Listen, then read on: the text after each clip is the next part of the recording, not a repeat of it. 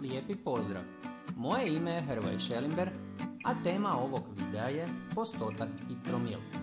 U ovom videu rješavat ćemo osnovne zadatke vezane uz postotak i promil, dakle pretvarat ćemo brojeve iz jednog oblika u drugi. Ovo je gradivo prilagođeno 5. razredu, dakle nećemo ići na komplicirane zadatke u kojima se računaju postoci i promili. Pa krenimo. Postotak je zapravo razlomak s nazivnikom 100. Dakle, uvijek kad vidite razlomak koji dolje u nazivniku ima 100, ovaj gornji brojnik je zapravo postotak. Vidite da postotak ima i svoj znak, to je ova crta skosa sa dva kružića, dakle 0 gore, 0 dolje, znači 2 nule kao brojka 100. I sad, kad vidite razlomak 15 stotina, zapravo je to isto kao i 15%. Kad vidite razlomak 2 stotine, to je zapravo isto kao i 2%.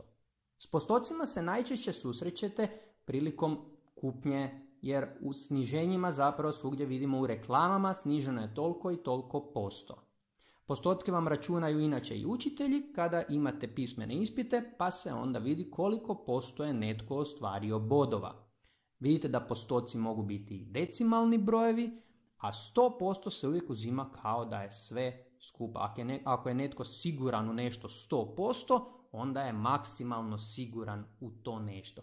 Ili ako u ispitu riješite 100%, znači da ste sve zadatke točno riješili. Krenimo sada na zadatke. Dakle, ove postotke je potrebno izraziti u obliku razlomaka. Prema definiciji, postotak je razlomak koji dolje u nazivniku ima 100, što znači da u A zadatku bi zapravo 23% bilo isto kao i 23 kroz 100.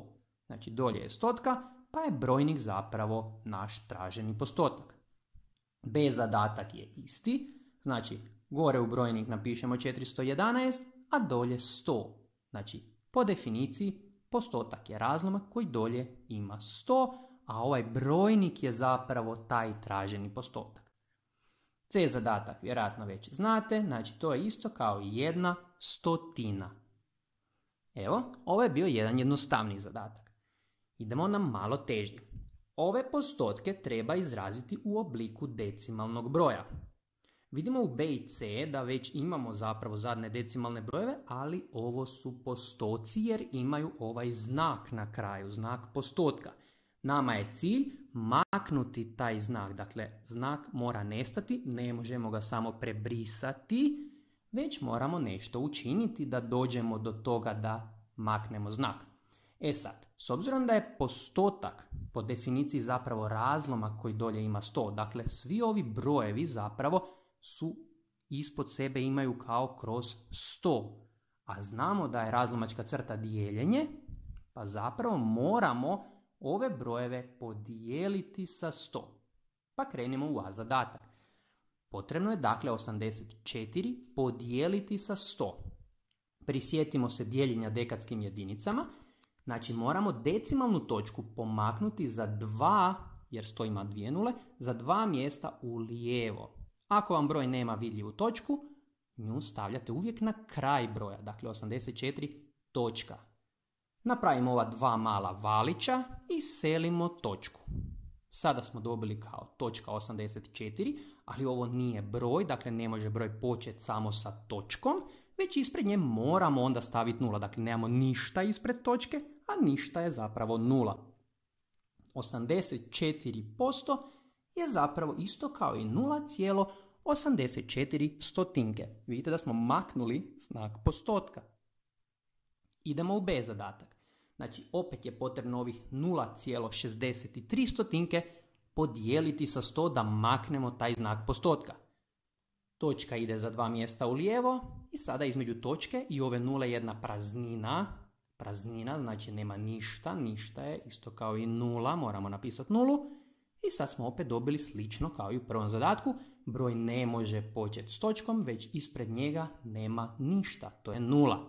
Znači 0,63% je isto kao i 0,63. Dakle, zapravo je cilj nama maknuti ovaj znak postotka, a to ćemo dobiti tako da broj dijelimo sa 100. C zadatak ide znači isto tako, točku mičemo za 2 mjesta u lijevo I ovdje ne moramo nikakve nule dodavati, ništa brisati, ovo samo prepišemo sa točkom na novoj poziciji. Evo, idemo na sljedeći zadatak. Ove brojeve treba izraziti sada u obliku postotka, znači ovaj zadatak je obrnut od prethodnoga. Tamo smo imali znak postotka, trebalo ga je maknuti, sad nam fali znak postotka, znači treba ga dodati. Ne možete samo dopisati taj znak, već ćemo raditi obrnuto od onog prethodnoga primjera, znači tamo smo zapravo dijelili sa 100 da izbrišemo znak, a sad znači onda treba množiti sa 100 kako bismo dopisali taj znak. U A zadatku znači trebamo pomnožiti 5 puta 100. Kad dobijete ovakve jednostavne zadatke bez točke decimalne ičega, 5 puta 100 jednostavno pomnožite, to je 500. E sad mi smo ovaj broj množili sa 100 i zbog toga mu imamo pravo dopisati ovaj znak postotka, znači moramo mu napisati taj znak jer sad smo dobili posto, 500%. 0,6 ćemo opet morati pomnožiti sa 100 ako mu želimo staviti taj znak postotka. Točka decimalna je sada vidljiva i ona mora ići za 2 mjesta u desno. Kod množenja idemo u desno. Napravimo 2 valića i preselimo točku. Sada između šestica i točke imamo prazninu, dakle 0 dopišemo. Kad bismo sad ovako zapisali zadatak, nema baš smisla, teško ga je pročitati. Znači, ako vam broj počinje s 0, a iza već imate još nekakve znamenke, onda ta 0 nema smisla. Isto kao i točka na kraju. Dakle, ovdje moramo izbrisati prvu nulu i decimalnu točku, te ostane samo 60%. Znači 0,6 je isto kao i 60%. U C zadatku, znači opet moramo pomnožiti sa 100, točka se miče za 2 mjesta u desno i dolazi ovdje iza sedmice.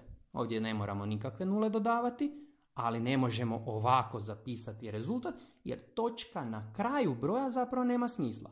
Ona se briše. Znači ovo je zapravo 227%. Evo vidite, kada imamo znači znak postotka i treba ga maknuti, broj dijelimo sa 100. Kada imamo običan nekakav broj bez tog znaka, a želimo dobiti postotak, znači želimo taj znak, broj moramo pomnožiti sa 100. U ovom zadatku je potrebno razlomke izraziti u obliku postotka. Dakle, razlomak je još jedna drukčija vrsta broja, ali se i oni mogu pisati u obliku postotka. A zadatak je posebno zanimljiv jer po definiciji postotak je razlomak kojem dolje u nazivniku piše 100, kao što ovdje nama u A zadatku piše. Tako da je zapravo u A zadatku samo prepišemo gornji brojnik i to je 39%. Ovdje ne moramo ništa raditi jer je ovo zapravo izašlo iz definicije postotka. B zadatak nije tako jednostavan, dolje u nazivniku nemamo broj 100, znači ovo nije 57%. Ovdje moramo nekako doći do toga da je ili dolje da bude nazivnik 100 ili jednostavno pretvorimo ovaj razlomak u decimalni broj. To znamo raditi, znači razlomačka crta znači dijeljenje, pa 57 treba podijeliti sa 8. Pa idemo vidjeti koji decimalni broj ćemo dobiti. 57 podijeljeno s 8 ide 7 puta, idemo na traške. 7 puta 8 je 56, do 57 fali 1. Kad dođete ovak do kraja, nemate više ništa za spustiti, ide u rješenje točka, jer svaki broj ima iza sebe točku, i spuštate nevidljive nule. Dakle, mi ovaj 57 zamišljamo kao 57.0000 i koliko nam već treba. Nastavljamo dijeliti. 10 podijeljeno s 8 ide 1 put. 1 puta 8 je 8. Do 10 fali 2. Spuštamo sljedeću nevidljivu nulu.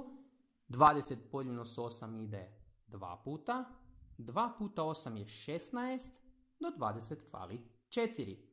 Sljedeća nula ide dolje. 40 podijeljeno s 8 je 5. I 5 puta 8 je upravo tih 40. Došli smo do ostatka 0. Mi ovdje nismo dobili postotak, znači ne smijemo mu staviti onaj znak postotka, jer znak postotka se može staviti samo ako broj pomnožite sa 100. Ili, kao što je u A zadatku bio slučaj, da ste već zapravo imali samo drugačiji zapis postotka, znači dok je u nazivniku 100. Znači u ovom zadatku B mi još moramo pomnožiti ovaj broj sa 100. Pomičemo točku za 2 mjesta u desno i dobijemo 712,5 desetinki posto. Sad smijemo staviti znak posto jer smo pomnožili broj sa 100. C zadatak se radi slično kao i B, dakle nemamo dolje u nazivniku 100, pa to nije 3%, već ga idemo najprije pretvoriti u decimalni broj. 3 dijelimo s 40. 3 se ne može podijeliti s 40, ide 0 puta. 0 puta 40 je 0, do 3 i dalje fali 3. Brojku 3 zamišljamo kao 3.00000, znači sad bi išla točka u rješenje i nevidljiva 0 dolje. Nastavljamo dijeliti. 30 podijeljeno s 40 ne možemo, ide opet 0. 0 puta 40 je 0, do 30 i dalje fali 30. Sljedeća 0 ide dolje. 300 podijeljeno s 40 ide 7 puta. 7 puta 40 je 280, znači ostatak je 20. Sljedeća 0 ide dolje i 200 podijeljeno s 40 je 5. 5 puta 40 je baš 200, nema ostatka. Znači mi ovdje ne možemo opet staviti znak postotka, jer da bismo stavili znak postotka, broj moramo pomnožiti sa 100, što ćemo sada i učiniti. Pomaknemo točku za 2 mjesta u desno i točka dolazi ovdje. Ako zapišete točno ovo što ste dobili, ovo je teško za pročitati. Dakle, 007.5, znači nule kad su na početku, a iza imate neku drugu znamenku prije točke, te nule se brišu. Znači, rezultat je 7,5%. Sad smijemo staviti znak postotka, jer smo broj pomnožili sa 100. S postocima su zapravo česti zadaci riječima i različita primjena. Ovdje ćemo riješiti jedan takav zadatak. Znači imamo Ivu koja je u ispitu iz matematike ostvarila 22 od mogućih 25 bodova. Pitanje je koliko je to posto. U ovakvim zadacima zapravo je vrlo jednostavno otkriti o kojem razlomku se radi.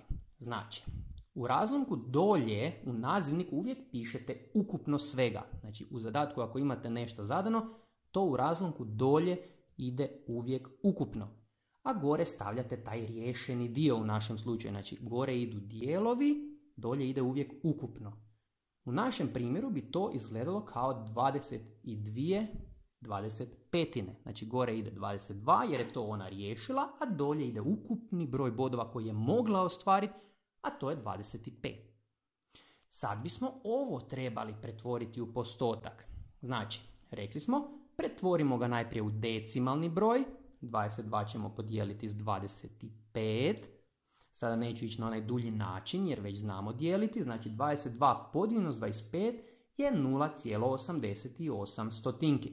Ovo nije postotak jer da bismo mogli zbroju staviti onaj znak za postotak, mi ga moramo pomnožiti sa 100.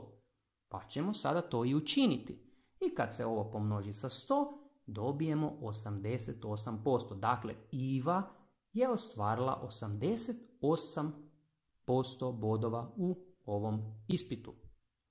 Slično se rješavaju i zadaci, na primjer, kad imate zadan pravokutnik, krug ili kvadrat i sad je obojan jedan dio tog lika i trebate izraziti koji je to postotak. Znači, najprije napišite koji razlomak je obojan.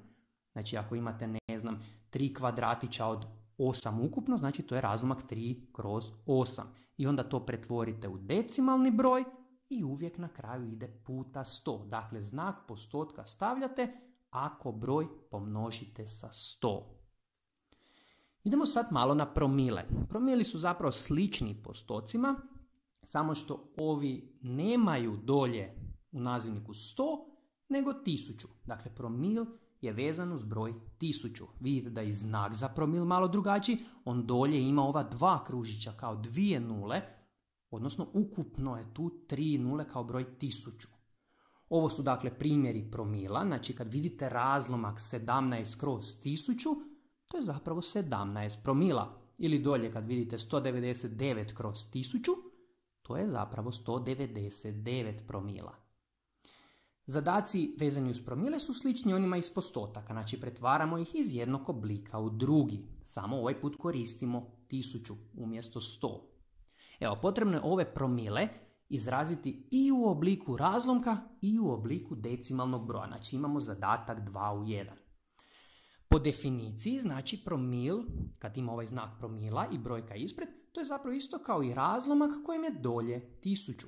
Pa je ovo zapravo 57/1000. Znači ovo je jedno te isto. Ovo proizlazi iz čiste definicije promila.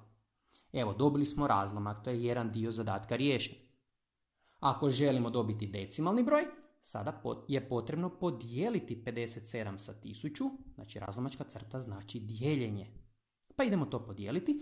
Ako broj nema točku, ona je uvijek na kraju i sada ju pomičemo za 3 mjesta u lijevo i točka dolazi na novu poziciju.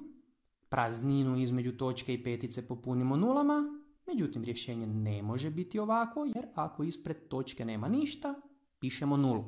Znači 57 promila je isto kao i 0,57 tisućinki. B zadatak se radi potpuno isto. Znači ako želite taj promil pretvoriti u razlomak, samo mu stavite ispod u nazivnik 1000. I ovo je zapravo 4500/1000. Dobili smo razlomak. Ako želimo dobiti decimalni broj, podijelit ćemo brojnik s nazivnikom. Znači točka je na kraju broja ako ju ne vidimo. Mi ćemo ju za 3 mjesta u lijevo i dobijemo ovo. Međutim, već smo prije rekli kad u decimalnom broju na kraju decimala imate nule, dakle ako vam broj završava s tim nulama u decimalama, te nule se slobodno izbrišu. Znači ovo je zapravo 4,5 desetinki. Postoji naravno i obrnuti način da imamo brojeve bez ovih znakova promila, znači ovo su obični brojevi, decimalni i razlomci i sad im želimo staviti znak promila. Dakle sad trebamo znak promila, radit ćemo naravno obrnuto. U prethodnom primjeru smo dijelili sa 1000 da maknemo znak, sad ćemo množiti sa 1000 da smijemo dodati taj znak promila. Znači potrebno je 7,2 desetinke pomnožiti s 1000. Idemo u desno za 3 mjesta i sve ove praznine popunimo nulama. Ako vam je točka na kraju broja, nju ne pišemo. Dakle, ovo je zapravo 7200 promila. Isto ćemo učiniti i u B zadatku, znači potrebno je broj pomnožiti s 1000 da bismo smjeli staviti taj znak promila. Selimo točku, prazninu popunimo nulom. Sad, opet smo dobili sad nešto ovako, broj koji je jako teško pročitati, ali kad su nule na početku, a iza njih imate zapisanu neku drugu znamenku, te nule, kao i ona točka na kraju, se brišu. Ovo je zapravo 60 promila. Što sad s razlomkom? Dakle, da ovaj razlomak dolje u nazivniku ima 1000, onda je bilo vrlo jednostavno, samo bi prepisali brojnik, bilo bi 17 promila. Međutim, ovaj razlomak nema dolje 1000, pa ovo nije 17 promila. Najprije idemo pretvoriti ovaj razlomak u decimalni broj, znači podijelimo 17 sa 20. To se ne može dijeliti, ide 0 puta. 0 puta 20 je 0 do 17, fali 17. Već smo imali ovakvih slučajeva, znači svaki broj iza sebe ima točku i puno nula. Sad stavljamo točku i spuštamo jednu od tih nula. 170 podijeljeno s 20 ide 8 puta. 8 puta 20 je 160, znači ostatak je 10. Opet nulu spustimo. 100 podijeljeno s 20 je 5 i ostatka nema jer je 5 puta 20 100. Mi sada nismo dobili promile, mi smo samo razlomak pretvorili u decimalni broj. Da bismo mu smjeli staviti onaj znak promila, moramo ga pomnožiti s 1000. Pomaknemo točku za 3 mjesta u desno, popunimo praznine nulama i sad izbrišemo još ove viškove, znači na početku nema smisla ova nula, kao i točka na kraju, to je 850 promila. Evo, toliko za sada u ovom gradivu, hvala vam na vašoj pažnji.